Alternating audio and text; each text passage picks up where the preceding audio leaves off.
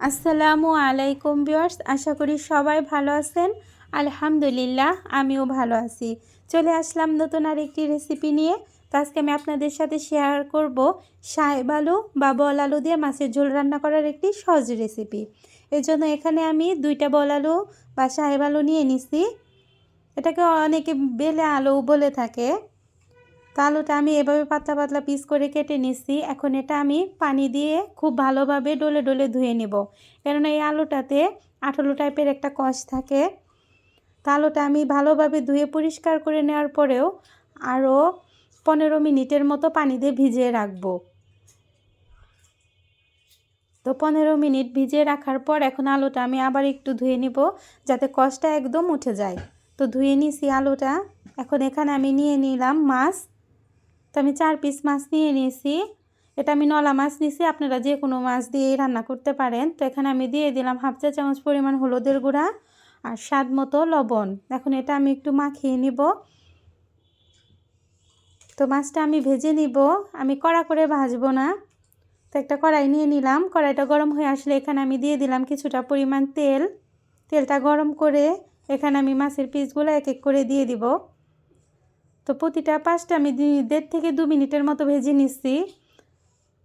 তাই আমার একটা পাশ হয়ে গেছে, এখন আমি অপর পাশটা উল্টে নিয়ে ভেজে নিব। তো আমার মাছ ভাজাটা হয়ে গেছে, এখন এটা আমি তুলে নিব। এই মাছ ভাজার তেলের মধ্যে আর একটু তেল দিয়ে দিলাম গোটা কয়েকটা আস্ত জিরা, কেননা বাগারে গোটা জিরা দিলে সুন্দর একটা ফ্লেভার আসে।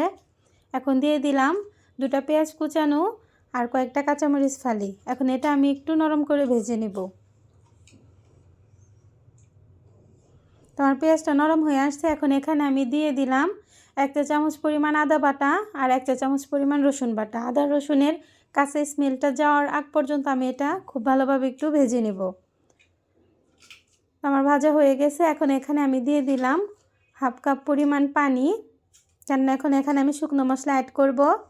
মশলাটা যাতে পুড়ে না যায় সেজন্য পানি দিয়ে দিছি। এখানে আমি দিয়ে দিলাম 1 টেবিল চামচ পরিমাণ শুকনো মরিচের গুঁড়া, 1 টেবিল চামচ পরিমাণ ধনিয়ার গুঁড়া, 1 টেবিল চামচ পরিমাণ জিরা বাটা, স্বাদ মতো লবণ আর 1/2 চা চামচ পরিমাণ হলুদ। এখন মশলাটা আমি খুব ভালোভাবে কষিয়ে নিব।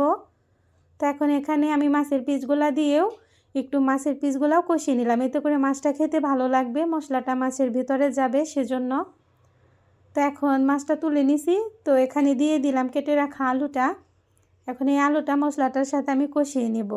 আলুটা যাতে নিচে লেগে না যায় সেজন্য এখানে আমি 1/2 কাপের মতো ফুটন্ত গরম পানি দিয়ে দিলাম। এখন এই পানিটা দিয়ে আলুটা আমি ঢাকা দিয়ে 5-6 মিনিটের জন্য কষিয়ে নিব। তো 5-6 মিনিট পর আমার আলুটা একদম কষানো হয়ে গেছে। এখন এখানে আমি দিয়ে দিলাম 2 কাপের মতো ফুটন্ত গরম পানি আর দিয়ে দিলাম কষিয়ে রাখা সেই মাছটা। এখন এটা আমি ঢাকা দিয়ে আরও 5 মিনিটের জন্য রান্না করে নেব। তরকারি রান্না করার ক্ষেত্রে অবশ্যই গরম পানি ব্যবহার করতে চেষ্টা করবেন, এতে করে তরকারির টেস্ট অনেক ভালো আসে। তো 5 মিনিট পর আমার তরকারিটা একদম হয়ে গেছে। এ পর্যায়ে আমি উপর দিয়ে কিছুটা ধনিয়া পাতা দিব। তো এই তরকারিটা একটু ঝোলটা খেয়াল করে রাখবেন, কেননা রান্না করার পরে এই তরকারির ঝোলটা অনেকটা টেনে যায়। সেজন্য যতটুকু ঝোল রাখা দরকার তার চেয়ে একটু পরিমাণ বেশি রাখবেন, যাতে পরে ঝোলটা একদম কমে না যায়। তোমার তরকারিটা হয়ে গেছে।